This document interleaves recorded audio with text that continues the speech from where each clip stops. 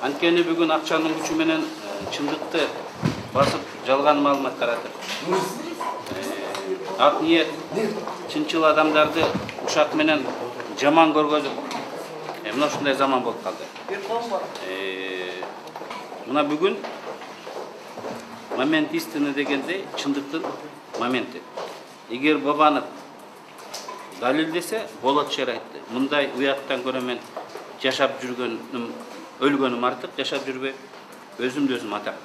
Эгер сен далилдей албасаң, анда окту сен дагы пайдалан деп. Мына Бабанов кече Манастын көмбөзүнө барып дагы адамдарга мына айтып атат. Мен мародёрлорду кармайм деп Манастын көмбөзүндө айтып отурат. Биз Бакиевдин үй мүлкүн, менчигин урдагандарды табабыз деп айтып отурат. Туугандар, жаман менен жакшынын, арам менен адалдын айырмасы болбой калган заманга келип отурабыз. Ушак менен мамлекет башкарабыз деп.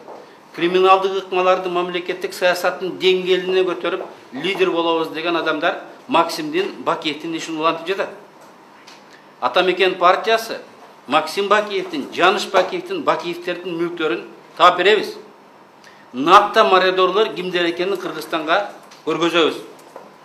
Мынакей Максим Бакиевдин, жакшылык эле Бакиевдердин 1-2 менчигин айтып өтөйүн. Мегаком Максим Бакиевдики болгонбу? Ооба. Ким аны башкарып жатат? Бабанов башкарып жатат. Биринчи койгон балдары $6 миллион дурдап колго түшүп камалып кетти. Азыр дагы өзүнүн жардамчыларын, фирмада иштеген балдарын, машина базарда иштеген балдарды Мегакомдо бардык жетекчи органдарда жашап $5.000 айлык алышат. Жада калса, Бителге дагы өзүнүн бир тууганы Көп Жашар Бабановду кеңешчи кылып киргизип, ал жерден да $5.000 алып жүрөт. Кыргыз темир Бакиевдердин бизнеси болгон. Кыргызстандын казан аягын урдап, барын Кытайга сатып, байып келишкен. Жылына $20 миллион пайда көргөн. Бүгүн ал кимде? Ал да Республика партиясында. Бул Республика партиясынын лидери Алтынбек Сулаймановдун кароосунун көзөмөлүнүн алдында. Мынакей Бакиевдердин бизнесин, Бакиевдердин кызматын кылып жүргөн алардын малайлары бүгүн кожоюн болуп отурушат. Мен дагы айтам, алардын малайлары бүгүн аларга кожоюндук кылып отурат. Мага Алтынбек Сулайманов келип, Өмүрбек ака, укаңыз Исхакты кечирип эле койбойсузбу? Ошол Кыргыз нефтиден урдаган акчанын баарын өзү жеди дейсизби? 10%-ын өзүнө алып, калгандарын Бакиевге берип турган деп, Исхакты кечирип коюңуз деп кабинетиме Алтынбек Сулайманов эчен рет келип жүргөн. Ал урдаган байлыгына Бакиевдер Кыргыз мунай деген эң чоң заправка сеттерин Кыргызстанда тармагын түзгөн. Бакиевдер качып кетти, аны ким иштетип атат? Исхак Приматов иштетип атат. Мынакей Бакиевдин базарлары, заводдорун курган ээлери бүгүн парламентте тигил же бур фракциянын составында отурушат. Мынакей Бакиевдин мал мүлкүн иштетип атат. Балким Бакиевдерге акча да узатып тургандыр. Анткени биздин билишибизче, ака-ука Бакиевдер үй бүлөсү менен Минскиде абдан бай жашап атыптыр. Акча кайдан? Алардын бул жерде калган уруу партнерлору мен жөнөтүп тургандыгына ишенем. Бабанов дагы Бакиевдин мал мүлкүн басып алып бүгүн иштетип отурат. Мен алар партнердук мамилелери үзүлө элек деп эсептейм. Аны биз далилдеп, чындыкты, тарыхтын элдин алдында айтып бергенге убада беребиз. Ошол багытта кетип отурабыз. Ошондуктан биз Бабановду кызматтан кетирдик. Ошондуктан мынакей Бабанов ишине башына түшкөндө мен саясаттан кеттим деп аралаштырбагыла дейт. 2007-жылы ошондой болгон, 2010-жылы ошондой болду. А премьер-министр болом дейт. Мына азыр Бабанов жерлерде кыймыл жасап, мен премьерликтен түшүрдүм, эл көтөрүүгө да аракет кылып отурат. Мунун министрлери, кээ бир депутаттары акча таратып, элди көтөрөбүз деп атат. Максаты парламентти басып алып, таратып, жерлердеги акимчиликтерди басып алыш керек. Эмне Бабанов үчүн биз дагы 3-чү революция кылышыбыз керекпи? Бабанов деген ким экенин мен сиздерге айтып бердим. Эмне Бакиевчилердин кайра келишине биз шарт түзүп басып беришибиз керекпи? Алар жашырбай айтып отурушат.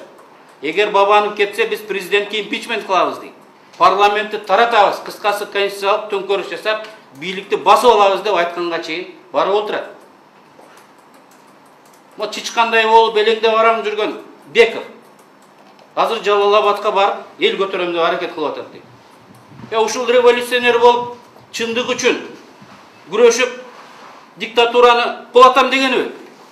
Чычкандай болуп элеңде бараң басып жүрөт. Бакиевдин жакын тууганы. Түрмөгө барып, жанагы Абдулла деген мошенник менен Пирматов, Алтынбек Сулайманов, аны жана Азиз Абдырасулов дегендер чыгаттыр. Провокациялык суроолорду берип, биз дейт чындык үчүн күрөшүп Бакиевдин буюмдарын издеп табабыз дейт. Буюмдарын силер коргоп, силер пайдаланып жатасыңар. Бакиевдин мурунку малайлары. İzdеп эмне кыласыңар? Элдин баары көрүп билип турат. Эми чындык үчүн күрөшө турган, Кыргызстанга саясатчынын үлгүсү боло турган, патриоттуктун үлгүсү боло турган кечеки рекеттер менен урууларбы? Кечеки Бакиевдин малайларыбы? Саясатчынын үлгүсү болуп бизге акыл үйрөтүп, атамекен, ошонун ичинде Текебаев туура эмес кылды дей турган бул Алтынбек Челиев Сулаймановпу? Миллиардтагандар дурда Бакиевке кызмат кылып жүргөн Исхак Приматовпу? Же Максим Бакиев, Аскар Айдар Акаевтардын малайы болуп ишин кылып, аларды да өзүндө акча урдап жүргөн Бабановпу? Эгер кыргыз эли өнүгө өзөсөбүз десе, ошолар менен тагдырын байлагысы келеби? Азыр мына ок берилди да, эки жаккатан. Өкөнүн бирөө кетиши керек. Ушуга өкөнүн бирөө сөзсүз кетиши керек. Өкөнүн бирөө сөзсүз кетиши керек. Эми болот шер оригиналдуу чечкиндүү адам ок жөнөттү. Эми мен өзүм жөнөттүм. Эми мен ок жөнөтсөм кайталаган болуп калам. Мага эми граната гана жөнөтүп калды да.